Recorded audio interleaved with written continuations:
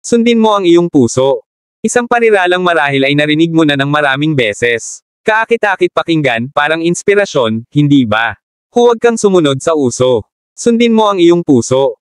O kaya mong gawin ang kahit ano basta't huwag kang titigil sa paniniwala. Kapag nakatakda, mangyayari yan. Sundin mo lang ang iyong puso. Ito ang mga mensaheng paulit-ulit nating naririnig sa mundo ngayon. Sa mga motivational speeches, sa mga pelikula, sa social media, kahit saan. At sinasabi ito ng mga tao na parang ito ang lihim sa tunay na kaligayahan at tagumpay. Pero narito ang katotohanan. Hindi kailanman sinabi ng Biblia na sundin mo ang iyong puso. Sa katunayan, ang sinasabi nito ay kabaligtaran. Isa sa pinakamalalaking kasinungalingang sinabi ng mundo ay ito, na ang pagsunod sa iyong puso ang susi sa kaligayahan, tagumpay, o kaganapan ng buhay. Ang mapanganib na kasinungalingang ito ay naghatid sa napakaraming tao sa landas ng kapahamakan. Ngayon, titingnan natin kung bakit ang ideyang ito ay salungat sa katotohanan ayon sa Biblia, at kung paanong maaari itong magdulot ng kaguluhan sa ating buhay. Ang ating pangunahing talata ay mula sa Jeremias Kapitulo 17, isang talatang madalas binabanggit ng may awtoridad, na para bang inutos ng Diyos mismo na sundin ang ating puso. Ngunit kailanman, hindi tayo hinihikayat ng kasulatan na sundin ito. Sa halip, paulit-ulit tayong pinag-iingat sa katusuhan at panlilinlang ng puso. Talakayin natin, bakit delikado ang pagsunod sa puso. Ilang tao na ba ang gumawa ng malalaking desisyong bumago sa buhay, dahil lang sinunod nila ang kanilang puso sa halip na hanapin ang karunungan ng Diyos? Isa sa mga karaniwang halimbawa ay ang pagpili ng mapapangasawa. Isipin mo, ilang tao ang nagpakasal dahil akala nila ay sinusunod lang nila ang kanilang damdamin. Naramdaman nila ang matinding emosyon. Maaaring naaakit sila sa pisikal na anyo ng isa't isa. Kaya inakala nilang tama ang nararamdaman nila. Sinasabi nila, in love ako. Sinasabi ng puso ko na ito ang tama. Pero ang pag-ibig, o kung ano man ang madalas nating tawaging pag-ibig, ay maaaring isang pansamantalang damdamin lang. Kung ang puso lang ang ating pagbabasehan sa ganitong napakahalagang desisyon, maaari tayong humantong sa sakit at kapahamakan.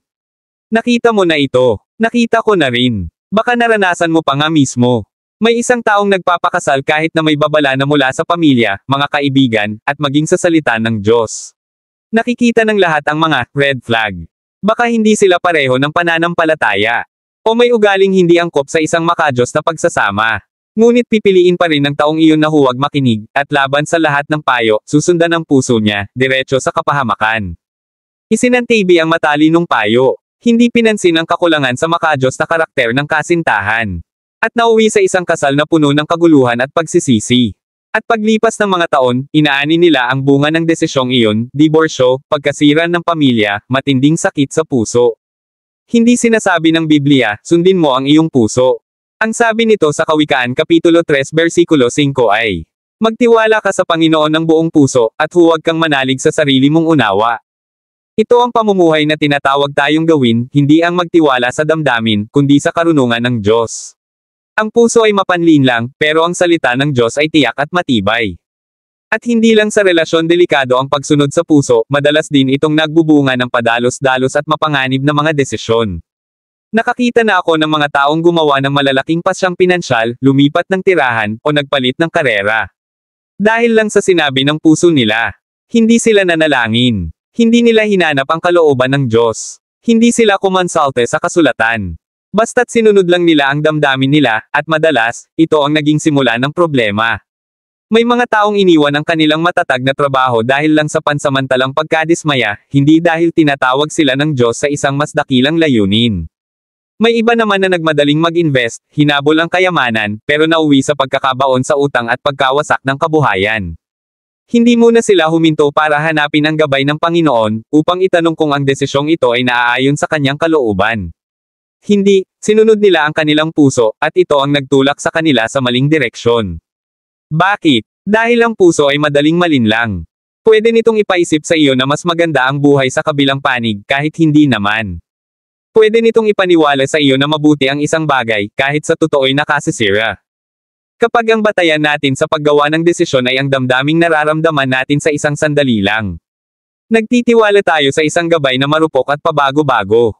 Nag-iiba ang emosyon. Nagbabago ang kagustuhan. Ang tama ngayon, maaaring mukhang mali bukas. Ngunit kung ang ating mga pasya ay nakabatay sa matibay na salita ng Diyos, may tiwala tayong nasa tamang landas tayo. Babala ng Kawikaan Kapitulo 14 Versikulo 12. Mas mahigit, may daang tila matuwid sa isang tao, ngunit ang dulo nito'y kamatayan. Ipinapakita nito na ang puso ay maaaring pa ng mga hanggaring hindi mula sa Diyos. Maraming tao ang pumapasok sa mga relasyon na hindi maka-Diyos, nalululong sa kasalanan, at hinahabol ang mga kalayawan ng mundo, dahil lang sa sinunod nila ang kanilang puso. May mga nakausap akong tao na winasak ang kanilang buhay dahil sumunod sila sa kanilang puso tungo sa pangangalunya. Naalala ko ang isang kaso na malinaw pa sa aking alaala. Isang babae ang matagal nang nagtatrabaho kasama ang isang lalaking kasamahan sa opisina. Unti-unti, lumalim ang kanilang relasyon, lampas sa pagiging propesyonal. Nang ikumpisal niya na siya'y nadulas sa isang relasyon sa labas ng kasal, tinanong ko siya kung bakit. Ang sabi niya, sinunod ko ang puso ko. Ang puso niya ang nagtulak sa kanya sa pangangalunya, at ang naging bunga nito'y matindi. Ang kasal niya ay nasa bingit ng pagkawasak, at ang kanyang kaluluwa ay pinipighati ng matinding guilt at kahihiyan. Maliwanag ang sinasabi ng Biblia tungkol sa kapahamakang dulot ng pangangalunya. Kawikaan Kapitulo 6 Versikulo 32. Ang nakikiapid sa kapwa ay kulang sa unawa, sariling buhay ang sinisira. Ang pangangalunya ay sumisira ng buhay. Nakita ko na ang lungkot na dala nito, ang pagkawasak ng pamilya, ang pagkawala ng tiwala, ang matinding pagsisisi. At saan ito nagsimula? Sa pagsunod sa puso. Balikan natin ang ating pangunahing talata sa Jeremias Kapitulo 17 Versikulo 9.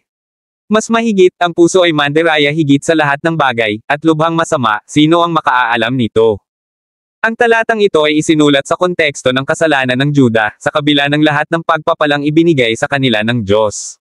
Bagaman tapat sa kanila ang Diyos, inalay pa rin nila ang kanilang mga puso sa pagsamba sa Diyos-Diyosan, sa pagrebelde, at sa kasalanan. Ang pusong makatao sa likas na kalagayan nito ay hindi mapagkakatiwalaan. Ito ay tiwali dahil sa kasalanan, at madaling malinlang. Maaaring iniisip mong kilala mo ang puso mo. Pero ang katotohanan, wala ni isa sa atin ang lubos na nakaalam sa lalim ng ating sariling puso. Hindi natin alam kung paano tayo tutugan sa lahat ng sitwasyon. Minsan ay dinadala tayo ng buhay sa sukdulan, at nagugulat na lang tayo sa sarili nating ginawa. May mga taong ngayon ay nasa bilangguan dahil sinunod nila ang kanilang puso sa isang iglap ng galit o desperasyon. May mga taong winasak ang kanilang kinabukasan dahil sinunod nila ang isang biglaang damdamin na akala nila'y tama sa oras na iyon. At kung titingnan mo ang mga larawan ng ilang taong nakakulong ngayon, hinding-hindi mo iisiping darating sila sa ganong kalagayan noong sila'y bata pa. Ang puso ay mandiraya higit sa lahat. Hindi natin lubos na alam kung anong kasamaan ang kayang gawin ng ating sariling puso. Kaya't hindi tayo dapat magtiwala sa ating puso, kundi magtiwala tayo sa salita ng Diyos at sa kanyang karunungan. Hindi damdamin ang dapat nating sundin, kundi ang banal na espiritu ng Diyos ang dapat gumabay sa atin. Isa sa pinakamapanganib na paraan kung paano tayo nililinlang ng puso ay ang pagbaluktot sa kasulatan upang bigyang katwiran ang pansariling pagnanasa. May mga taong binibigyang kahulugan ang Biblia ayon sa gusto nilang marinig upang mapanatili ang kanilang kasalanan. Halimbawa, minsan akong nakausap na lalaki na kumbinsidong sinusuportahan ng Biblia ang kagustuhan niyang magkaroon ng maraming asawa. Ginamit niya ang mga kwento ng mga lalaking may maraming asawa sa Biblia, tulad nina David at Solomon, bilang batayan ng kanyang sariling pagnanasa. Ginamit niya ang mga ito upang ipagtanggol ang kanyang kagustuhan, kahit ito'y halatang pagnanasa lamang ng laman. Pero tandaan, ang isang bagay na nakatala sa Biblia ay hindi ibig sabihing ito'y aprobado ng Diyos. Oo, tumpak ang Biblia bilang tala ng kasaysayan. Pero hindi lahat ng nakasulat doon ay modelo ng kung paano tayo dapat mabuhay. Maliwanag ang disenyo ng Diyos para sa kasal. Isang lalaki at isang babae, pinagbuklod para sa habang buhay. Ganyan katuso ang puso ng tao, kaya nitong baluktutin pati ang banal na kasulatan upang bigyang katwiran ang kasalanan. Kaya nitong gamitan ng maling sipi, maling interpretasyon, at mga palusot ang salita ng Diyos para lang masunod ang pansariling kagustuhan. Pero kahit gaano ito kagaling magsinungaling, ang kasalanan ay nananatiling kasalanan. Ano ang dapat gawin imbes na sundin ang puso? Sundin ang salita ng Diyos. Sabi ng Awit Kapitulo 119 Versikulo 105. Mas mahigit, ang iyong salita ay ilawan sa aking mga paa, at liwanag sa aking landas. Hindi ka kailanman ililigaw ng salita ng Diyos. Sinasabi ng mundo, sundin mo ang puso mo.